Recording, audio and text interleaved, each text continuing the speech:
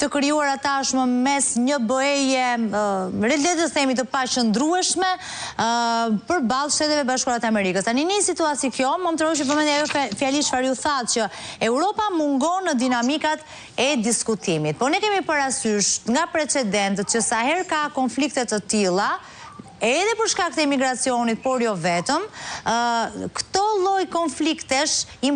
eksportohen në një mënyrë ose një tjetër në vendet të Bashkimit Evropian dhe shpeshherë shprehen dhe përmes akteve terrorizmit e kështu me radhë. Ekziston kjo frikë në Francë? Ekziston ky si shqetësim në Francë? Ekziston, ka ngjallur ky konflikt në vetvete shqetësim? Dhe çfarë do duhet bënte në fakt Bashkimi Evropian? Çfarë roli do duhet kishte përkundër atij që nuk po e ka? Tani, sigurisht që përsa i përket Bashkimit Evropian, ka dy implikime dhe të gjitha vendeve përfshi dhe Francës. Roli i tyre në arenën ndërkombëtare, pra mundet ato të kenë fuqi për të ndikuar në zgjidhjen e problematikave të ndryshme, siç është konflikti në fjalë apo dhe konfliktit në Ukrainë. Nga ana tjetër janë çështjet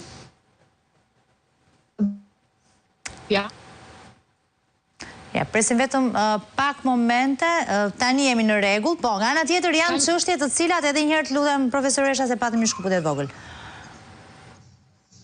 Po them që Bashkimi Evropian, përsa i përket Bashkimit Evropian dhe vendeve europiane të rëndësishme siç është Franca, Gjermania apo shtetet apo vende të tjera, ka një rëndësi për të kuptuar rolin e tyre në arenën ndërkombëtare, sepse ne i kemi pas parë si aktor të fuqishëm në arenën ndërkombëtare dhe faktikisht edhe në rastin e konfliktit me Iranin, që në europianët të cilët në shkruan një marrëveshje në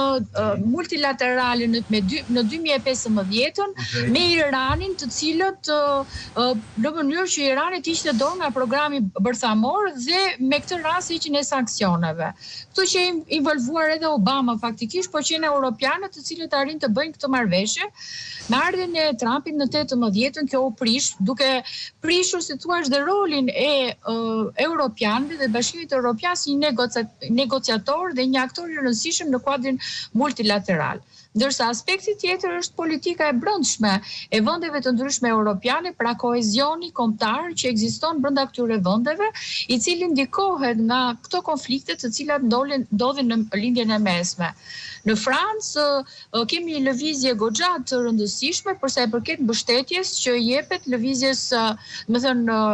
çështjes së Gazës, çështjes palestineze, e cila e ka detyruar edhe presidentin Macron të deklarojë që do ta njohë shtetin e Palestinës.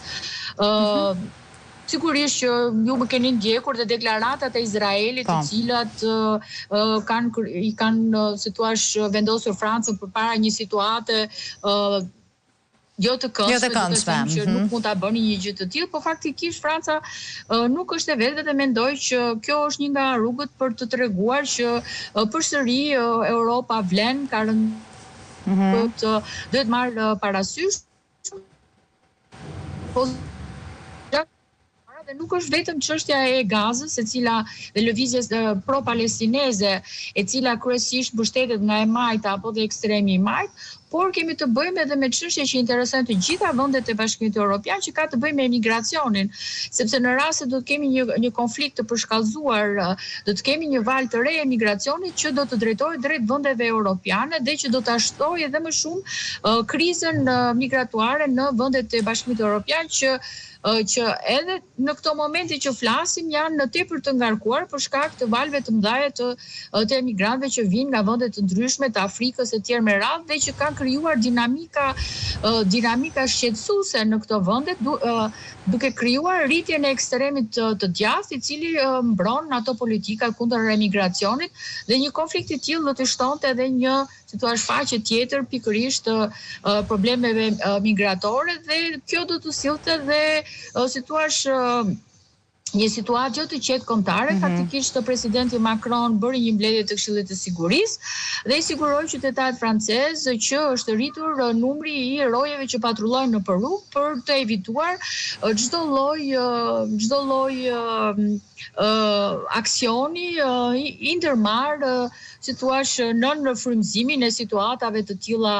problematike, qoftë në Gaza, qoftë në Iran. Dhe problematika e dytë ishte sigurimi i të gjitha forcave ushtarake, të cilat në një mënyrë apo një tjetër ndodhen në lindjen e mesme dhe mund të jenë objekt dhe subjekt i problematikave që lindin nga ky konflikt. Por reagimi kryesisht i vendeve europiane ka ardhur edhe për shkak të kërcënimit që bëri Irani, i cili edhe në rastin e Trumpit që deklaroi, sikundërsa dhe ju, që në qoftë se Irani do të amerikane do të ketë një përgjigje të ashpër, do të ketë përgjigje të ashpër drejt për drejt. Ai kërcënoi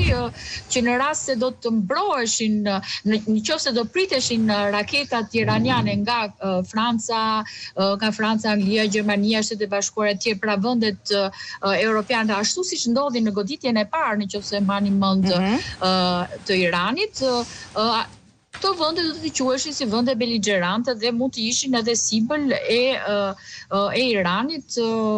kryesisht anije të cilat ndodhen në afërsi të brigjeve të Izraelit, duke shkaktuar kështu problematika të tjera që